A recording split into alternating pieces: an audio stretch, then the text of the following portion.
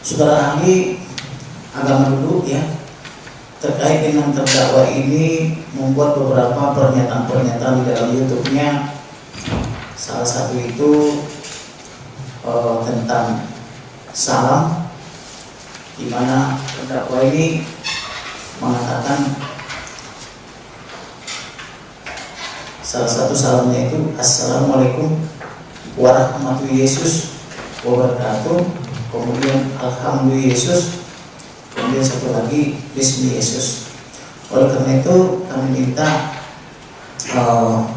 telaah dari ahli terkait siapa itu Yesus dan bagaimana salam itu, apakah boleh digunakan atau tidak di dalam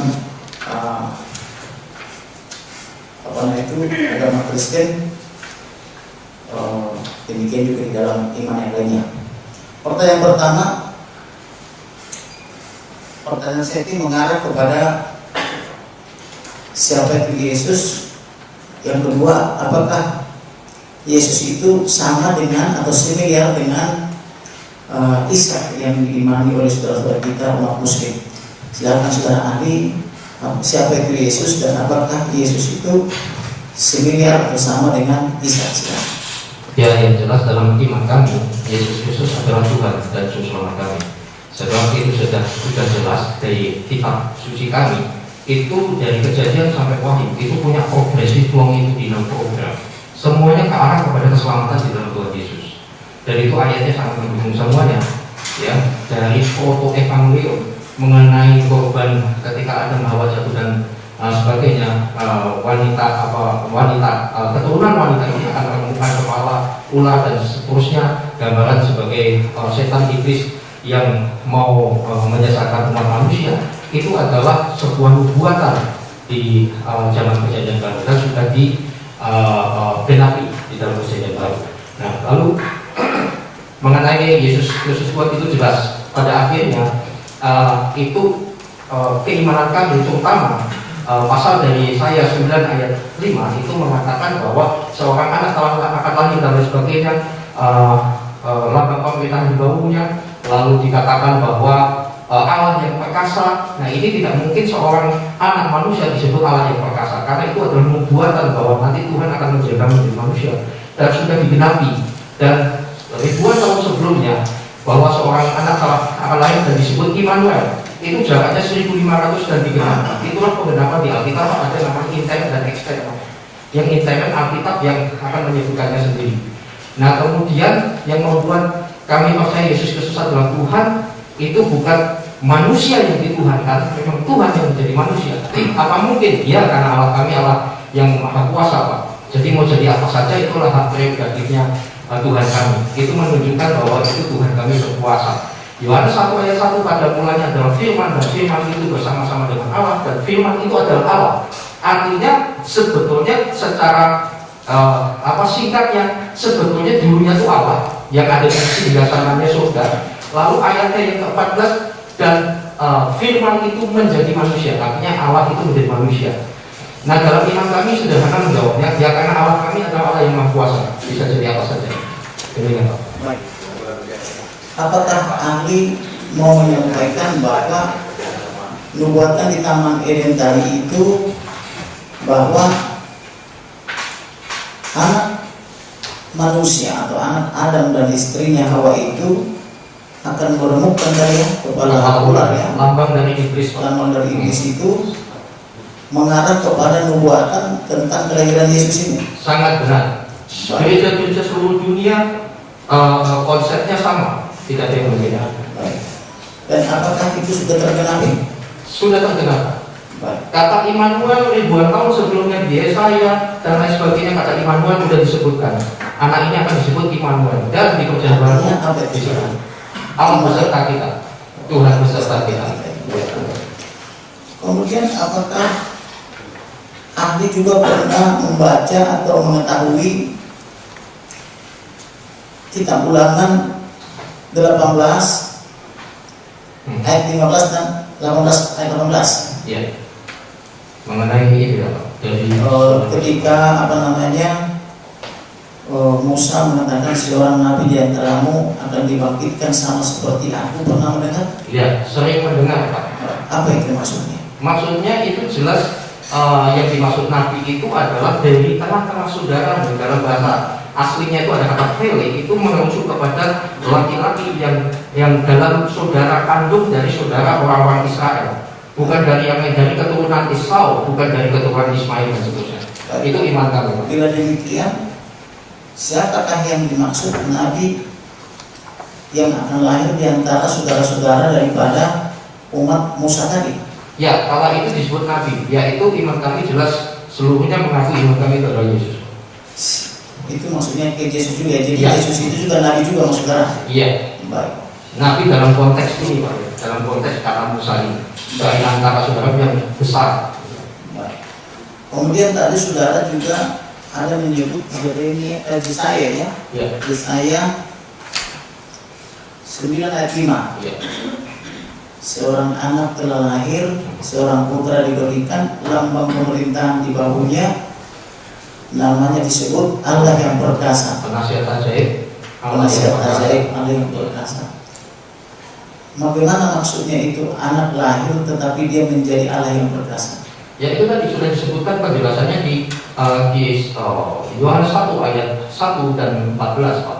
Pada mulanya adalah firman. Apa itu Yohanes 1:1? Pada mulanya adalah firman. Firman itu bersama-sama dengan Allah, dan firman itu adalah Allah. Di Alkitab harus membacanya tidak boleh letter karena sesuai dengan sastra di situ dan sebagainya. Intinya sebenarnya dulu itu Tuhan, dulu itu Allah yang ada di surga, lalu firman yang disebut firman, karena Tuhan itu kan menyampaikan sabdanya dengan firman perkataannya, dan apa yang disampaikan ini menjadi manusia. Itu bahasa sastra yang kita harus paham teks dan konteksnya, namanya exegese. Exegese. Jadi kita mempelajari Alkitab sesuai dengan teks dan konteksnya, tidak boleh exegese. Exegese itu kita sudah punya doktrin, kita sudah punya kesimpulan, lalu kita memperkosa ayat Alkitab, lalu sesuai dengan keinginan kita. Contohnya, seorang nabi dibangkitkan di antara saudaramu. Nah itu kita tidak boleh perkosa itu bahwa itu bukan Yesus. Kita harus teksnya, maksudnya tertulis itu maksudnya siapa? Baik.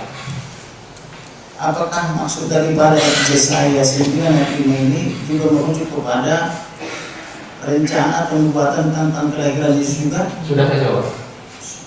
Begitu ya? Ya. Baik. Kemudian pernah mendengar atau membaca kitab atau surat tentang kelahiran Yesus? Bagaimana dia prosesnya dilahirkan? Ya. Saudara ahli bisa menjelaskan bagaimana dia bisa dilahirkan? Apakah dia lahir sebagai hubungan keinginan birahi seorang laki-laki terhadap perempuan, ataukah keinginan ilahi, atau memang dibuatkan sebelumnya, atau dia lahir dari perempuan suci atau perawan, gitu gimana? Baik. Sejak ribuan tahun sebelumnya sudah dibuatkan di Yesaya seorang anak darah, artinya seorang perawan. Kemudian digenapi di Injil Sinopsis. Kalau diketahui Injil Sinopsis itu apa? Injil Sinopsis adalah Injil yang ditulis oleh saksi mata dari kelahiran, kehidupan, kematian, kebangkitan, dan kenaikan Yesus ke surga. Gitu. Jadi saksi matanya, Pak. Apakah ahli mau mengatakan bahwa Yesus itu lahir bukan atas keinginan seorang laki-laki? Sudah jelas. Adalah atas kehendak daripada Dari nubuatannya kisah di Injil Sinopsis. Ya. Memang ada beda pandangan di sinopsis dari mengatakan 3, Matius, Markus, Lukas, tapi ada juga Yohanes. Tetapi tidak penting, yang penting adalah ini adalah saksi matanya. Dan semua mengatakan hal yang sama. Dari orang yang berbeda, laporannya sama, bahwa malaikat datang dan mengatakan yang dikandung ini adalah dari Roh Kudus, bukan karena hubungan seks seperti cerita Zeus dengan siapa itu, akhirnya malaikat berpulang, bukan begitu. Dan maaf, dan seluruh dunia ini yang seharusnya sama, tidak ada berbantah-bantah soal ini, bahwa yang dikandung adalah dari Roh Kudus yang minjem kandungannya Maria. Demikian. Baik. Apakah ahli juga pernah mendengar Yohanes Pembaptis? Ya. Siapa itu? Dan apa hubungannya dengan Yesus Kristus yang sudah disebutkan tadi? Yohanes Pembaptis mengakui dirinya bahwa aku adalah suara yang berseru-seru di padang. Jadi sebelum Yesus lahir, dia sudah berseru-seru bertobat, keadaan Allah sudah datang, dan namanya dan lain sebagainya sama semua, familiar, intinya begitu. Dan ketika Yesus sudah ada dan tanda-tanda Mesias itu ada, maka murid-muridnya disuruh ikut kami ikut sana, itulah Mesias. Baik. Apakah dia yang membaptis Yesus sehingga disebut namanya Yohanes Pembaptis? Ya. Baik. Bukan hanya Yesus saja, tetapi orang-orang Israel dan mempersiapkan dengan Yesus. Dan Yesus Yesus dibaptis itu bukan karena dia manusia yang berdosa, tidak. Dia harus menggenapi, harus ikuti dia hadir sebagai manusia, maka kontekstualisasi sebagai manusia dia jalankan. Baik. Ketika Yesus dibaptis, apakah ada suara datang dari surga yang menyatakan inilah anak yang kukasihi, kepadanya yang aku berkenan, atau Yesus Nabi Daud sampai itu bukan Kristus?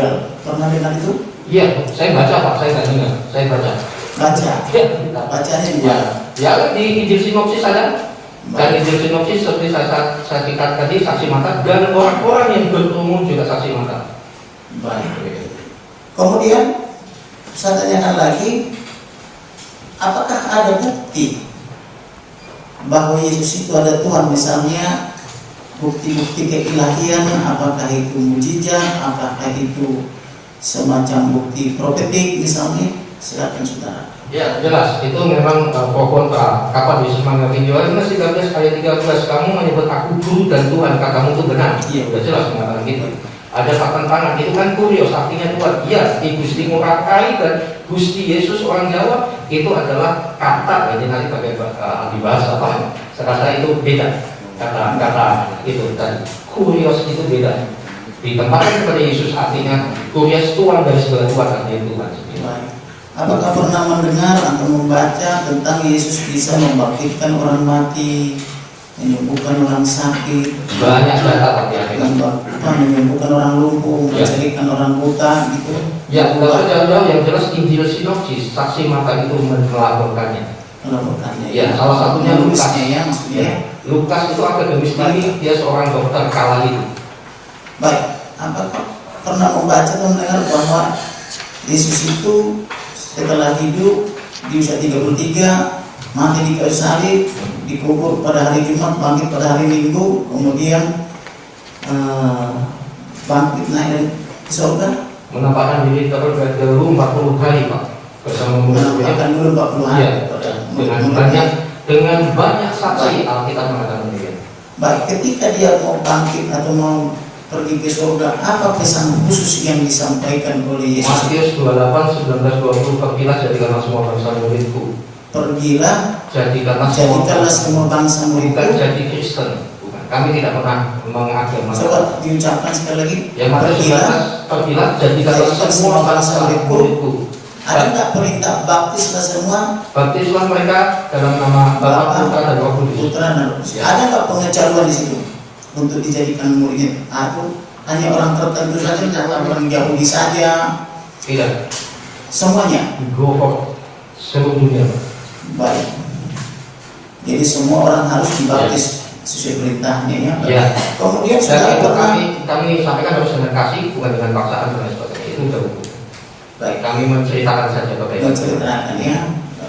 Kemudian apakah saudara pernah membaca atau mendengar di Yohanes 10:30 di sana dikatakan aku dan Bapa adalah satu, kata Yesus. Ya, itu ketika ngobrol dengan Filipus sudah bersama-sama selama 3 tahun dan dia masih bingung kan Tuhan mengatakan I'm the way, the truth, and the life, membandingkan kehidupan, aku kan jalan keselamatan hidup dan seterusnya. Filipus malah nanya, tunjukkanlah jalan ke Bapa itu. Ya, menegur Filipus, kamu udah berapa lama sama saya? Kalau kamu lihat saya, kamu lihat Bapa. Artinya apa?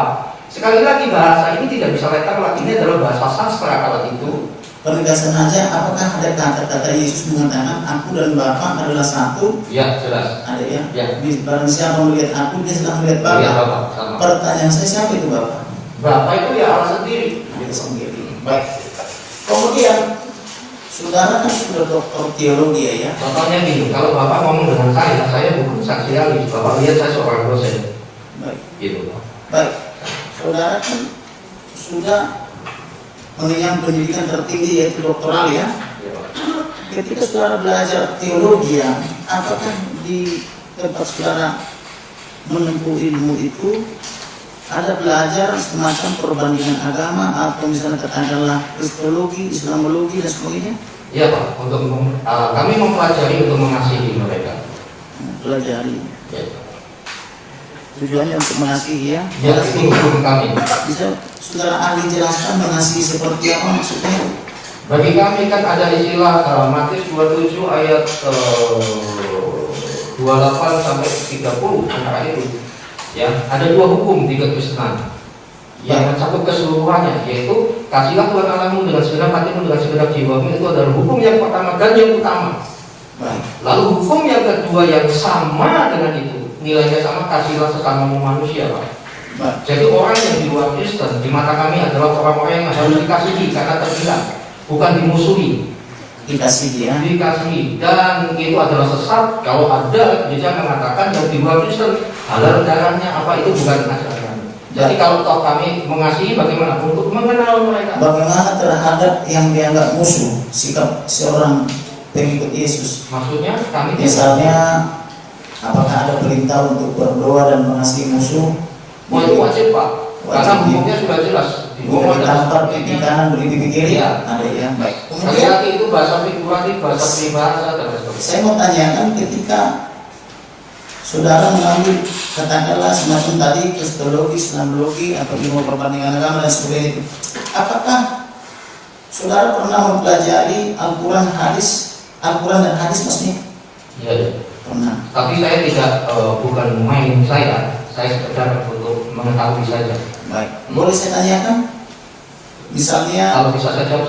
Kalau Baik. bukan ranah saya tidak bersedia. misalnya hadis Sahih Muslim nomor 127, di sana dikatakan, demi Allah yang jiwaku di tangannya, sesungguhnya telah dekat masanya Isa putra Maryam akan turun di tengah-tengah kamu, dia akan menjadi hakim yang adil. Iya. Saudara pernah dengar? mempelajari itu atau Iya. membacanya atau pernah berbaca begitu. itu Dan itu maksudnya sebagai apa? Imam Mahdi, sebagai hakim yang adil, ya itulah sama dengan kami kedatangan Tuhan ke dunia ini, membagikan orang hidup dan mati yang percaya kepada Dia, maka akan bersama-sama dengan Dia. Tetapi soal Islam saya tidak detail karena intinya saya anggap sebagai referensi saja, dan saya tidak berbantah-bantah soal itu. Baik. Pertanyaan saya adalah, bukankah Allah yang adil? Bagaimana ini Isa menjadi hakim yang adil? Maksud arah pertanyaannya apa? Kan kita tahu kan bahwa yang adil itu kan hanya Tuhan.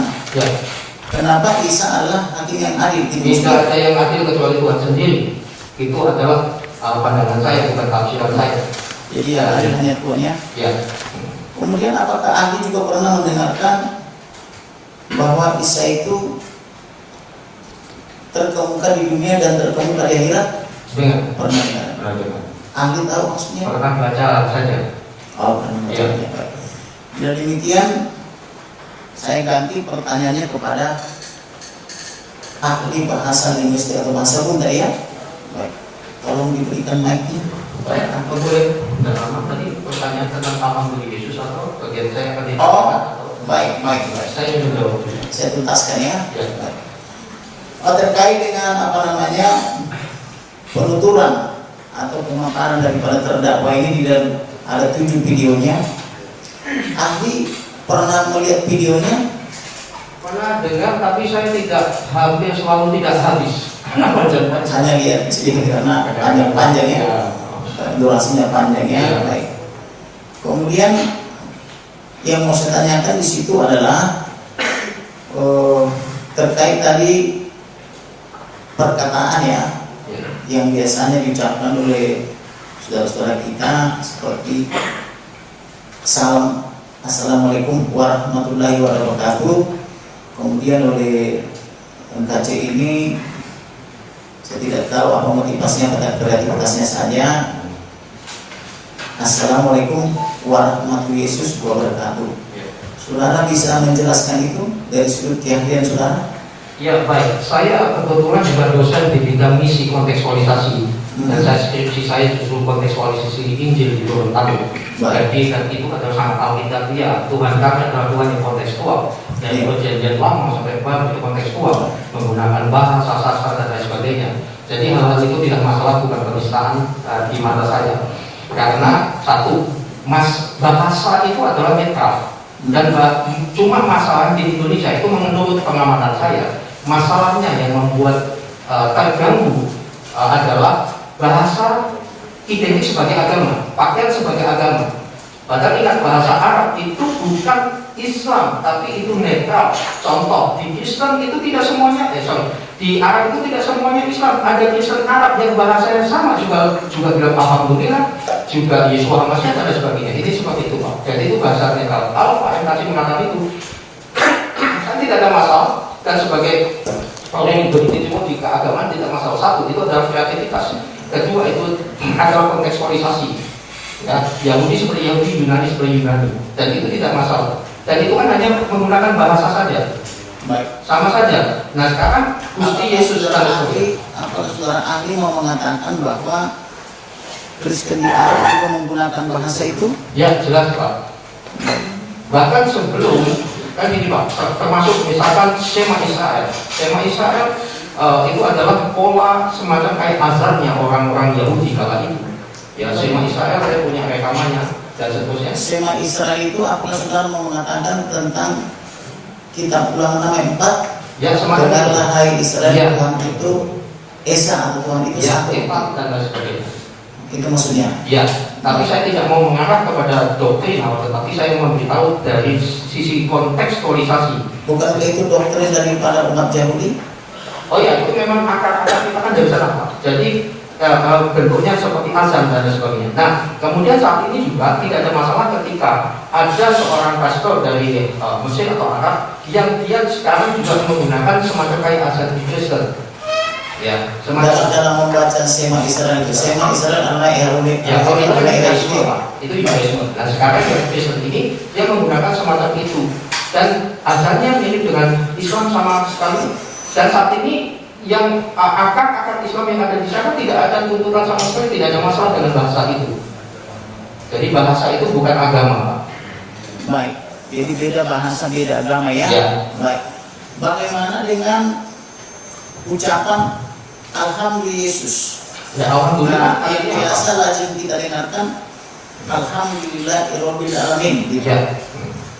Bagaimana menurut Anda? Ya, buat saya tidak masalah. Kenapa MKC saat ini kan imannya Tuhannya adalah Yesus. Jadi dia hanya menggunakan bahasa yang netral. Apakah maksud saudara karena Yesus itu similar dengan Allah maksudnya? Iya, pasti demikian. Sesuai Yohanes 1. Iya, baik. Karena imannya beliau kan sebagai ahli. Kemudian Dan sama sekali tidak bermaksud penghinaan. Beda sekali. Penghinaan itu seperti ini. Haleluya, Yesus juru selamat. Itu dari kecil saya dibully seperti itu. Baru. baik. Apakah saudara ahli mengetahui bahwa tata cara peribadatan di gereja itu adalah selalu dimulai di dalam nama Allah atau di dalam nama Tuhan atau di dalam nama Bapa? Sebelum dimulai ibadah, apakah itu sudah diucapkan seperti misalnya saudara-saudara kita umat muslim setiap mau membacakan itu kitab suci selalu diawali dengan basmalah misalnya, Ya. Bismillahirrahmanirrahim gitu Ya. Dengan teks dan konteksnya yang sesuai kontekstualisasi, semuanya intinya sama Pak. selalu dimulai Dalam dengan nama Bapa, Putra dan Roh Kudus, dalam nama Yesus. Yang Arab pun juga bahasanya kalau orang yang nggak paham Pak, Iya. yang bahasa dia tahunya bahasa adalah agama, dipikir ini bukan Kristen. baik. Begitu. Nah pertanyaan saya, ketika orang Arab misalnya, katakanlah Arab yang Nasrani gitu ya, ketika mereka beribadah, apakah mengucapkan kata-kata seperti yang diucapkan oleh saudara-saudara kita umat muslim dalam basmalah itu? Setahu saya seperti itu Pak. Karena ada teman Begitu, ya. saya memang dari sana. Persis. Pernah mempelajari kekristenan Koptik di Mesir? Ya, saya punya teman Koptik Pak. Bahkan ada sholatnya juga. Bagaimana? Ada sholatnya juga Pak. Kristen juga sholat? Ada yang Koptik Pak. Yang Koptik Ya, ya? karena mereka menyebabnya dari sana. Karena ahli melihat itu kaligrafi. Oh banyak Pak di Google. Katakanlah yang saya maksud bukan kaligrafi untuk surat-surat kitab Muslim ya, tapi kaligrafi untuk tulisan-tulisan Injil berbahasa Arab seperti ini. Oh banyak Pak. Ini sudah bukan hal yang aneh lagi. Sudah Aneh, lama. Era keterbukaan ini dunia informasi sejauh jempol, Pak. Apakah Anda mau mengatakan bahwa umat Nasrani atau saudara kita yang di Timur Tengah, katakanlah seperti di di Mesir, gitu ya, atau di belahan Arab lainnya, atau di Lebanon misalnya itu, juga menggunakan bahasa Arab sebagai bahasa di gereja? Iya, saya dengar sendiri. Baik. المسيح أقدر المسيح أقدر أشهد أن المسيح